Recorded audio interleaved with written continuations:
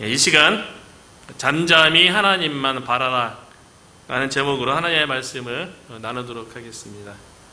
오늘 6월을 시작하면서 첫 일의 특별 새벽 기도의 첫 날인데요. 우리가 조금 전에 찬양한 것처럼 주만 바라볼지라, 이것이 마치 일주일 동안 우리가 특별 새벽 기도를 드리고 또 우리가 한 달을 살아갈 때 우리의 삶의 목표가 되는 그런 말씀이 아닌가, 그런 생각을 해봤는데요.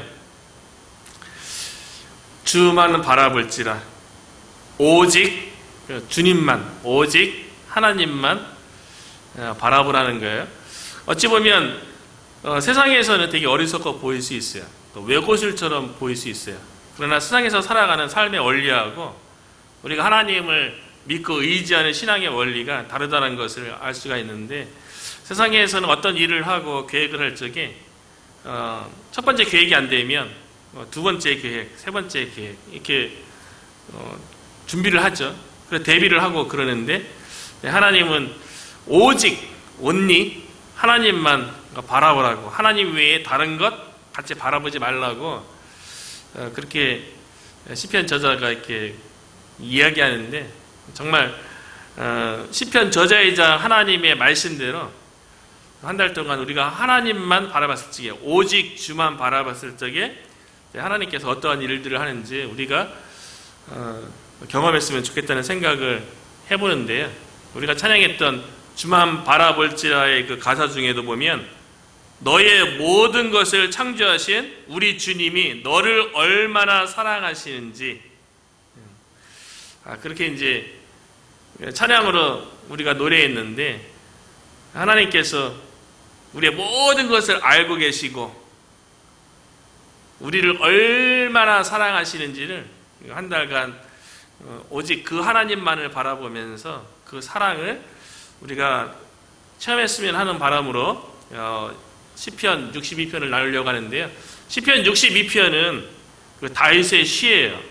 그런데 다윗이 어떠한 역사적인 배경 속에서 오늘의 시를 지었는지는 표지에 나와 있지는 않습니다. 그런데 우리가 함께 읽은 그 본문 속에서 보면 다윗이 어떠한 상황 속에서 오직 주님만 바라보라고 얘기하는지 유추는 할 수 있어요.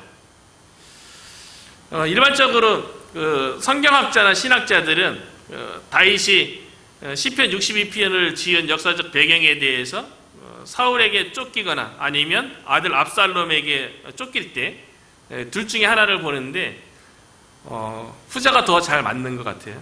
아들 압살롬이 반역을 일으켜서 예루살렘 왕궁에서 쫓겨나서 유대의 광야에 거할 적에 그 막막한 상황 속에서 시편 62편을 지은 것처럼 보여요.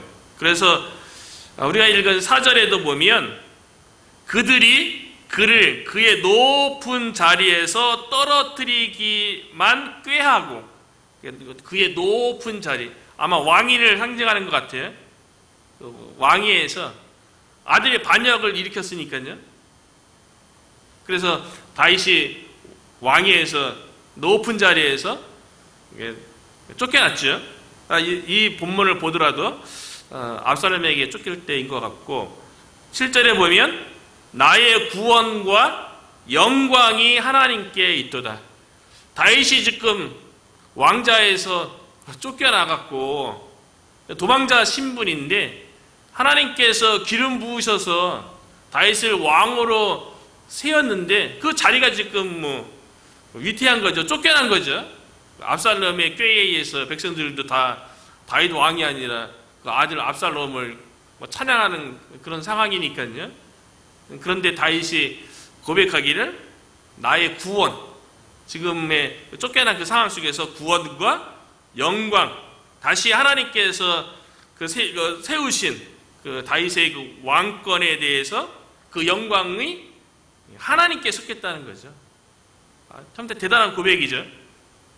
지금 그 아들에게 쫓겨서 지금 앞으로 내일 무슨 일이 날지 모르는 그런 상황 속에서 그 왕의 자리, 그 영광이 자기 자신에게 있는 것이 아니라 하나님께 속했다고 그렇게 고백하는 것을 보면 아마 압살롬에게 쫓길 적에 이 시를 지은 것이 아닌가 그런 생각을 하는데요.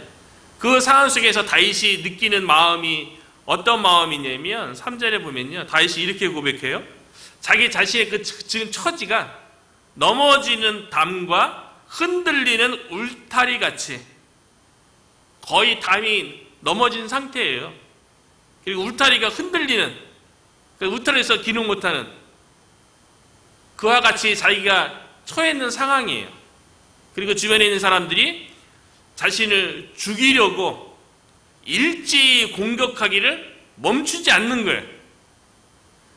그래서 이 대적들이 자기 자신을 향해서 계속 공격하는 것을 언제까지 하려느냐. 나는 지금 넘어지는 담 같고 흔들리는 울타리 같고 마치 죽을 것 같은 그런 상황 가운데 놓여 있는 거죠. 어쩌면 우리들도 다윗과 같은 그런 상황을 인생 가운데 맞이할 때가 있죠. 그러나 지난 수요일 날 노인복지센터에서 어르신 대상으로 말씀을 전하는데요. 그날 이제 비가 왔거든요. 그래서 이제 그런 말씀을 나눴어요. 우리가 그날 이제 예배에 대해서 레기 가지고 하나님께 예배드리는 거에 대해서 이렇게 말씀을 나누기 전에 갑자기 비가 막 많이 오니까 인생에도 비가 올 때가 있죠. 그 전주는 또 화창한 날씨였고요. 인생을 우리가 되돌아보더라도 화창한 날씨도 있고 흐린 날씨도 있고 비 오는 날도 있다고. 우리의 인생에도 예수님을 잘 믿고 하나님의 백성으로 살아가는 데 있다 할지라도 인생에 굴곡이 있다고. 힘든 일이 있다고. 고난이 있다고. 그러니까 맨 앞자리에 계시는 한 권사님이 그런 얘기를 하더라고요. 아무리 인생에 굴곡이 있어도 고난은 없었으면 좋겠어요. 그렇게 말씀하시더라고요. 아무리 신앙이 좋고 오랜 신앙생활을 했어도 고난은 어떤 누구도 좋아하지 않는 것 같아요. 신앙생활 가운데 힘든 일을 겪는 것에 대해서 이제 더 이상 겪지 않았으면 좋겠다고 그 어르신이 그렇게 말씀하는데 많은 생각이 들더라고요. 아무리 인생에 경륜이 있고 신앙생활이 깊어도 고난을 당하는 것에 대해서 담대하게 감당할 사람은 없다는 거예요. 하나님의 마음에 합하다고 성경에 기록된 다윗조차도요.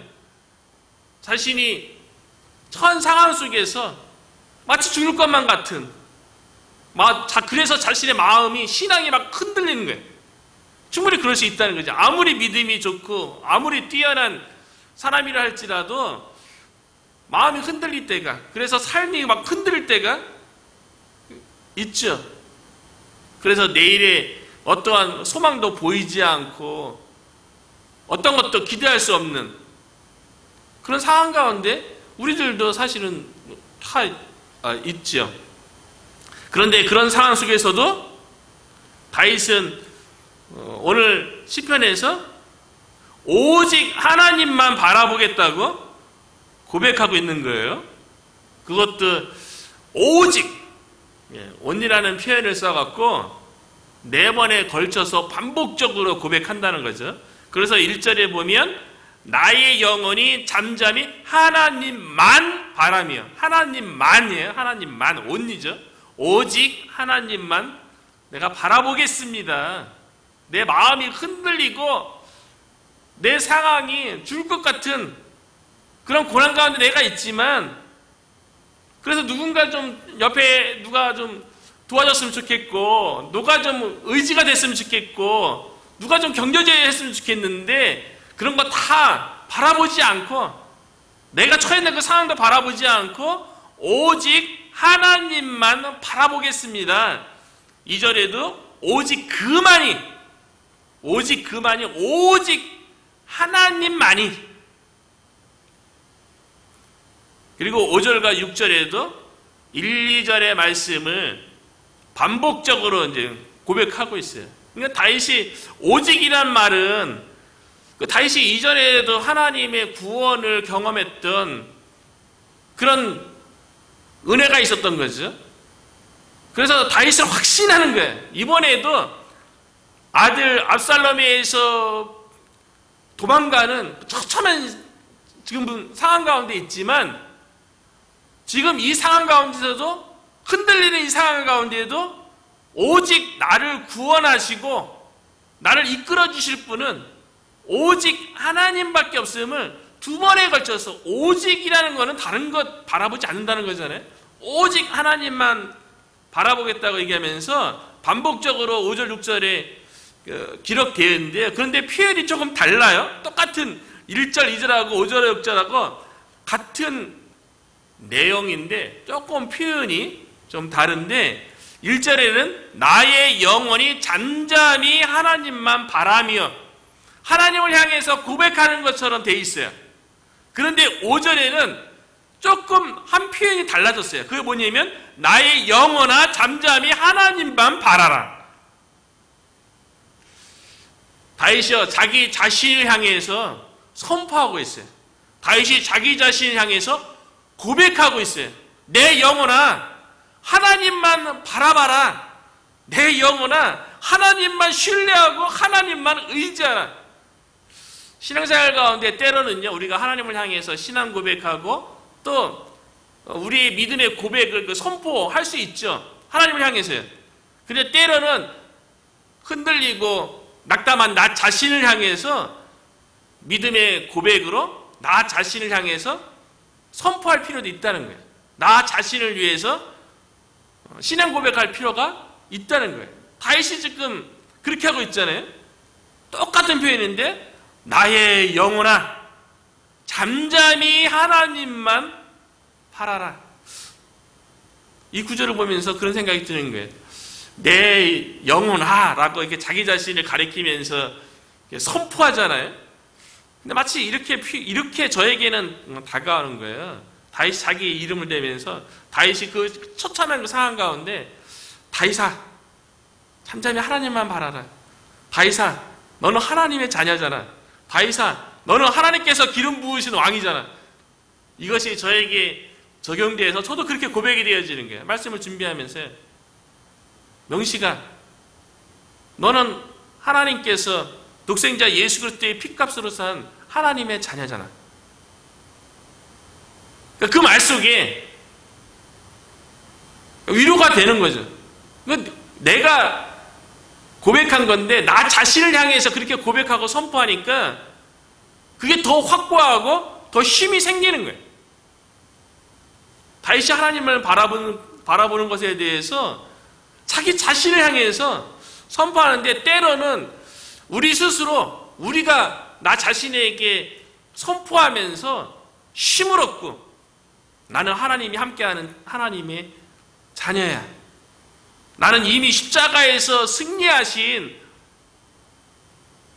예수 그리스도와 함께하는 주의 백성이야. 이렇게 자기 자신을 향해서 선포하는, 그래서 스스로 더 확고한 믿음 가운데 스스로 위로하고 격려하는 저와 여러분이 되었으면 좋겠습니다.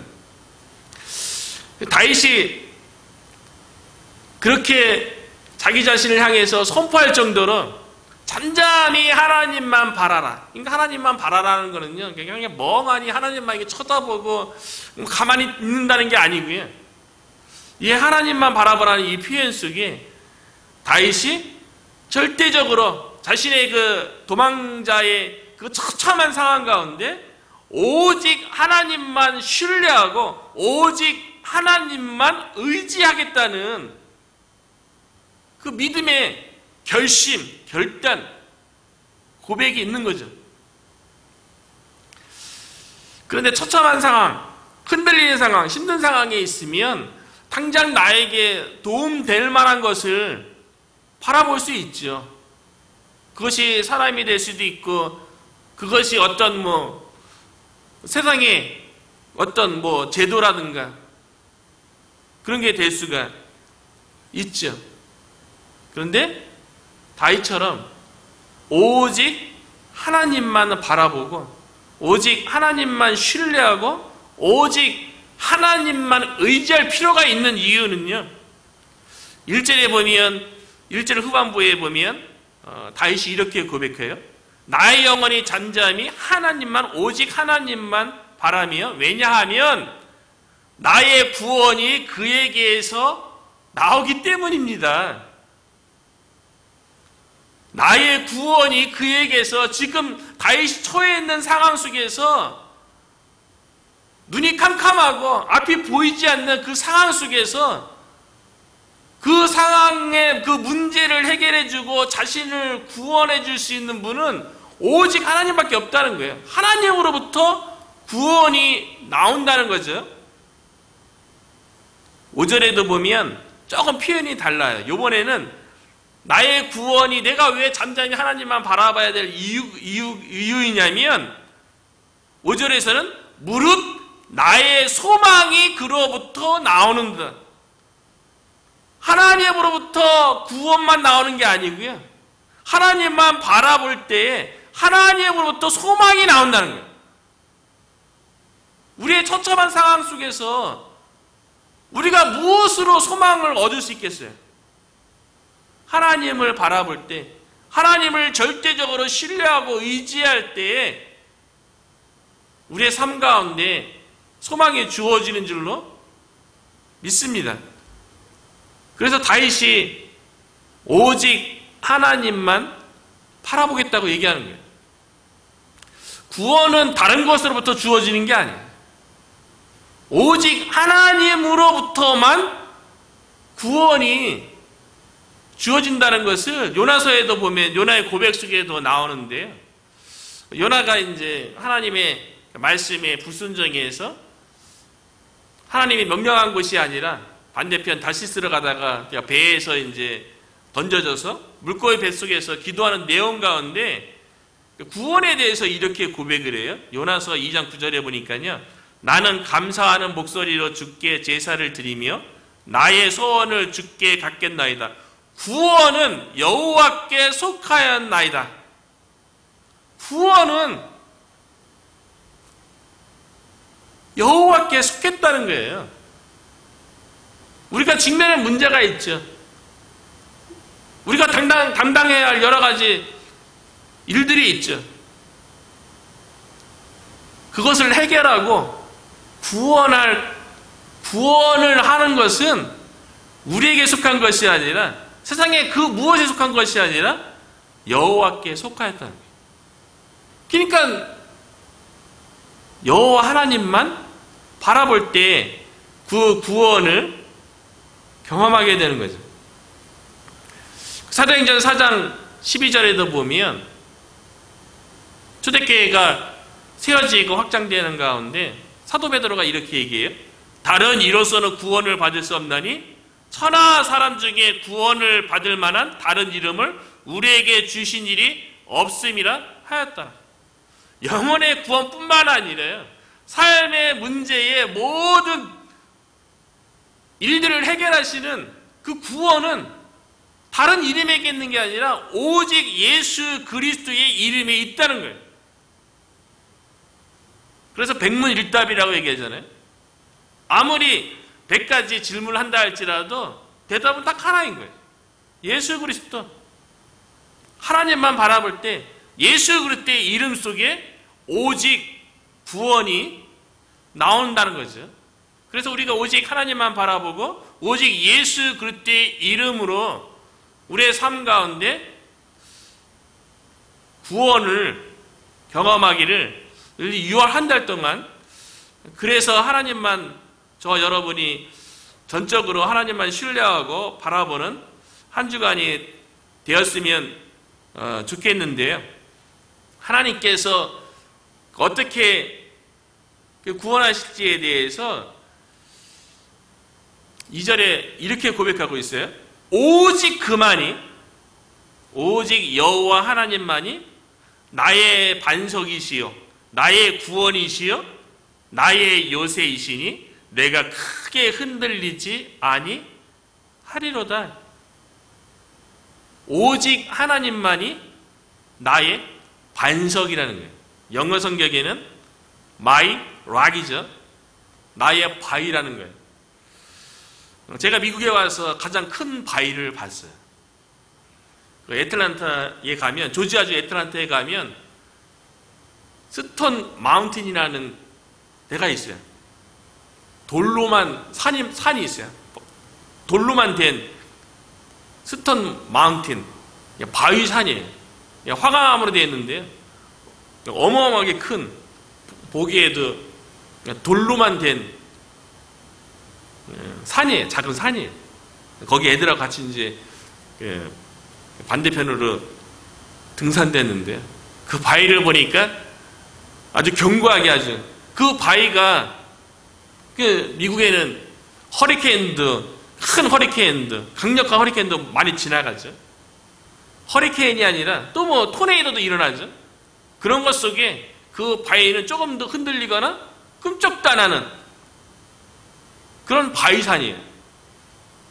그러니까 인생의 허리케인, 인생의 토네이도가 몰아칠 때에 그런 오직 그만이 나의 반석이요, 어마어마한 바위로 하나님께서 우리를 지켜주신다면 흔들리지 않는 거죠.